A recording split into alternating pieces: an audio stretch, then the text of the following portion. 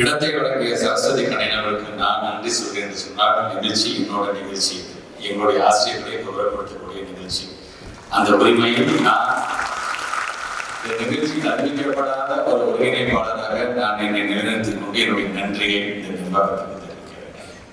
குறிப்பாக உள்ளே நுழையும் போது எங்களுக்கான அந்த பேண்ட் வாத்தியத்திலிருந்து எங்களுடைய ஸ்போர்ட்ஸ் அண்ட் பயிற்சி சார்ந்திருக்கின்ற பிள்ளைகள், என்சிசி சார்ந்திருக்கின்ற பிள்ளைகள், மார்ச் பாஸ் செஞ்ச அந்த குழந்தைகளுக்கும் என்னுடைய நன்றிகள். மேடையில் நமக்கான வரவேற்பு நடனத்தை ஆடிய அந்த 15 குழந்தைகளுக்கும் என்னுடைய நன்றிகளும் பாராட்டுகளும். அந்த குழந்தைகளுக்கு அந்த நடன பயிற்சியை கற்று தந்த ஆசிரியர்கள் மக்களுக்கும் என்னுடைய வாழ்க்கை. ரொம்ப ஒரு மகிழ்ச்சியான ஒரு நிகழ்ச்சி. குறிப்பாக பள்ளிக்கூட நிகழ்ச்சினாலே கொஞ்சம் என்னை அறியாமலே எனக்கு ஒரு மகிழ்ச்சி வந்துடும், ஒரு குதூகலம் வந்துடும். அது மாணவர்களை பாராட்டுவதற்கானது மட்டுமல்ல, என்னுடைய ஆசிரியர் பெருமக்களுக்கான அங்கீகாரம் வழங்குகின்ற ஒரு நிகழ்வாக இருந்தாலும் நான் செய்கிற பணி அந்த மாதிரியான பணி என்பதற்காக நான் சொல்றேன்.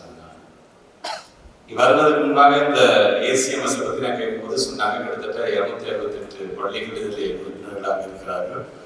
அவருக்கான ஒரு பாயிண்ட் ஆஃப் கான்டாக்டாக இருக்கக்கூடியவர்களாக கிட்டத்தட்ட ஒரு 250 பேர் இருக்கிறாங்க. இதெல்லாம் ஒரு அரசாங்கம் சார்ந்த திட்டங்கள், உங்களுடைய குழு சார்ந்த திட்டங்கள்னா உடனடியாக தலைமையாசிரியர் கொண்டு செல்வதற்கு ரொம்ப அழகாக அந்த ஐஆர்ஆர்க்கு அந்த ஒரு சிஸ்டமேட்டிக்காக நீங்கள் உருவாக்கி இருக்கீங்க. உங்களுடைய வாழ்த்துக்கள்.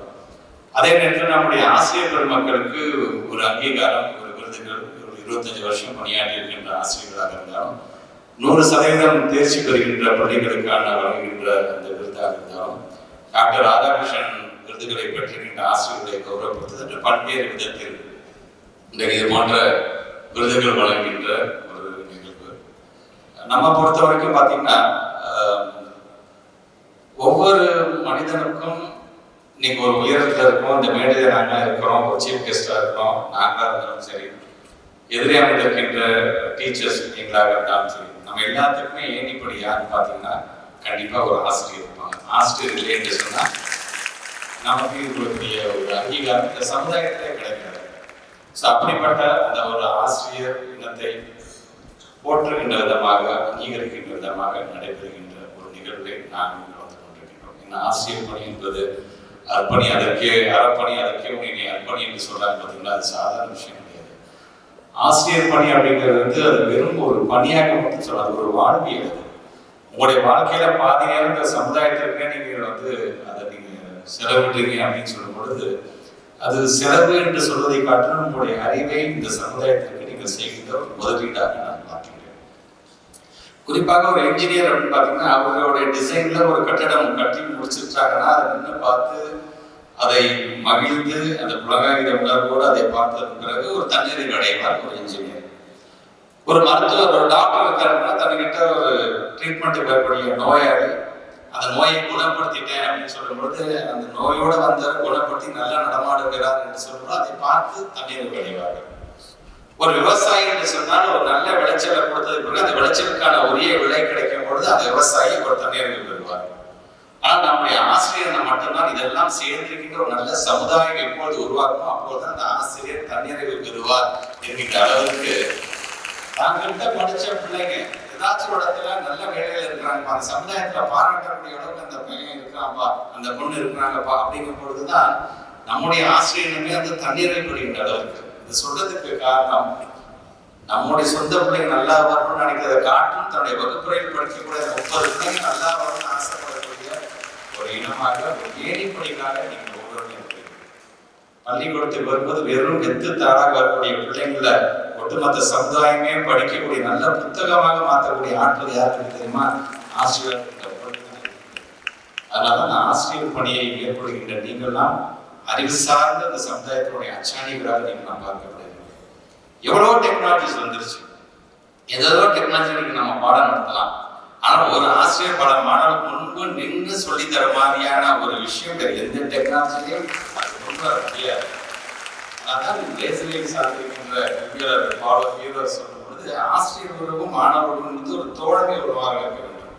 அந்த தோழமை உறவை எந்த டெக்னாலஜியாலும் கொடுக்க முடியாது என்பதற்காகத்தான் இதை நான் சொல்கிறேன்.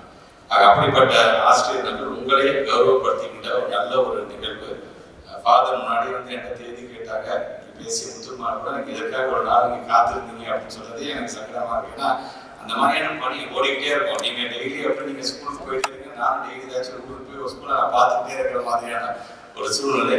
அந்த காலதாமதம் ஏற்படுத்துகிற சூழ்நிலை வேலைக்காக ஒரு நல்ல நிகழ்ச்சியை நான் வந்து தவிர்க்காமல் வந்திருக்கிறேன் அப்படிங்கிறது எனக்கான ஒரு பெருமையாக நான் வந்திருக்கின்ற ஆசிரியர்கள் மட்டும் சாதாரண விஷயம் இல்லை. என்னதான் அரசு பள்ளியை சார்ந்து எத்தனை 2 லட்சம் மாணவர்கள் படிக்கிறாங்க என்று சொன்னாலும் இன்றைக்கு நம்முடைய தமிழ்நாட்டில் நம்மளுடைய தனியார் பள்ளிகளுடைய பங்களிப்பு என்பது மிக மிக மிக முக்கியமான ஒரு பங்களிப்பாகத்தான் அதை நான் பார்க்கிறேன். அதனால தான் இங்கே பேசி உங்களுடைய நாடாளுமன்ற உறுப்பினர் சொன்னது மாதிரி இந்த மெட்ரிகுலேஷன் ஸ்கூல்ஸுடைய அந்த உங்களுடைய பங்கு என்பது அது இன்றியமையாத ஒரு பங்காக இருக்கின்றது. சமுதாயத்தில் எல்லாருமே நீங்க ஒன்றிய அரசியல் நம்மளை பாராட்டுகின்றது. டிராப் அவுட் ரேஷியோல பாத்தீங்கன்னா நம்ம மிக மிக குறைஞ்சிருக்கலாம் என்று நம்மளை பாராட்டுகிறார் சொன்னா உங்களுடைய பங்கு அது அடங்கியிருக்கிறது. அந்த பாராட்டுக்குரியவர்கள் நீங்களும் என்கின்ற அந்த உணர்வோடு தான் நான் சொல்கின்றேன். வரக்கூடிய பிள்ளைகள் நம்முடைய பள்ளிக்கூடத்திற்கு வருகின்ற பிள்ளைகளை எல்லா நிலையிலும் வருவாங்க. நம்மளுடைய பேக்ரவுண்ட் எப்படி வேணா, சோசியல் எக்கனாமிக்ஸ் பேக்ரவுண்ட் எப்படி வேணாலும் இருக்கலாம். எல்லா விதமான பிள்ளைகளும் நம்ம பள்ளிக்கூடத்துக்கு வர வேண்டும் என்று ஆசைப்படக்கூடிய நீங்கள் வந்ததுக்கு பிறகு அந்த பிள்ளைகளை பாதுகாக்கக்கூடியவர்களாக, பெற்றோர்களாக, 2ஆம் பெற்றோர்களாக நீங்கள் ஒவ்வொருவரும் இருந்திட வேண்டும் என்கிற என்னுடைய வேண்டுகோள். நான் அந்த பிரின்சிபல்ஸ் HMஸ்லாம் வந்துருங்க, அவ்வளோ ஈஸியாக அவங்களாம் பார்க்கணும். எங்களுக்கு தெரியும் அட்மிஷன் டயத்தில் அவங்களோட ஃபோன் நம்பர் கூட ஃபோன் எடுக்க மாட்டீங்க. அந்த அளவுக்கு ஏன்னா நான் வந்து தவறுதலாக நான் சொன்னாங்க. அந்த அளவுக்கு நம்முடைய பள்ளிக்கூடம் வரும்பொழுது ரெஸ்ட்ரிக்டடாக இந்த குரூப் ஆஃப் பீப்புள்ஸ் வரணும், இப்படி ஒரு டிசிப்ளினோட இருக்க வேண்டும், பல கண்டிஷன்ஸ் வைக்கிறீங்க. நான் இல்லைன்னு சொல்லவில்லை. ஆனா சில நேரங்கள் நான் ஏற்கனவே சொன்ன மாதிரி வெற்றுத்தாளாக வரக்கூடிய பிள்ளைகளை நாம தான் ஒரு புத்தகமாக மாற்ற வேண்டும் என்று சொன்னா வர சேரக்கூடிய பிள்ளைகள் எல்லாமே அறிவாளி பிள்ளைகளாகத்தான் இருந்தணும். அது நான் என்ட்ரன்ஸ் வச்சு தான் எடுக்கணும்னு இல்லாமல் எந்த பிள்ளைகளையும் ஸ்கூலுக்கு அனுப்பிச்சு வைங்க, அறிவு சார்ந்த பிள்ளைகளை நான் ஆக்கி காட்டுறேன் என்று சொல்வதுதான் நமக்கான ஒரு மிகப்பெரிய ஓப்பன் சேலஞ்சாக இருக்க வேண்டும்.